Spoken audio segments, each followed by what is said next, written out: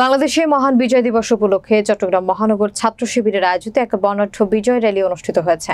শত শত নেতাকর্মী এই বিজয় র্যালিতে অংশগ্রহণ করেন। বিস্তারিত থাকছে চট্টগ্রাম থেকে রুমেন চৌধুরীর পাঠানো তথ্যচিত্রে। আজ সকাল 9:30টার দিকে নগরীর লাল খান বাজার থেকে শুরু হয়ে র্যালিটি 16 শহর 2 নম্বর গেট এলাকায় এসে শেষ হয়। এ সময় র্যালিতে অংশগ্রহণকারীরা দলীয় স্লোগান নারায়ে তাকবীর, আল্লাহু আকবার, মহান বিজয় দিবস সফল হোক, দিল্লি না ঢাকা, দালালি না আজাদি সহ নানান ধরনের স্লোগান দিয়ে র্যালিকে মুখরিত করে তোলেন।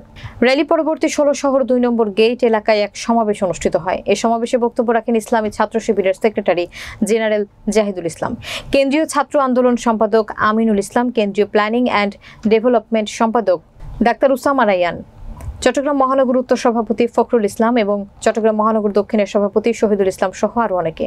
এ সময় ছাত্র শিবিরের বিভিন্ন শাখা এবং ইউনিটের নেতাকর্মীরা উপস্থিত ছিলেন। বক্তারা বলেন, বাংলাদেশ ইসলামী ছাত্র শিবির আজ সমস্ত দেশ ও দেশের বাইরে অবস্থান করা বাঙালি জাতিকে বিজয় দিবসের শুভেচ্ছা জানিয়ে বলতে চায়, এ দেশটি আমাদের। এ দেশের ওপর অন্য কোনো দেশের রক্ত চক্ষু কখনো বরদাস্ত করা হবে না।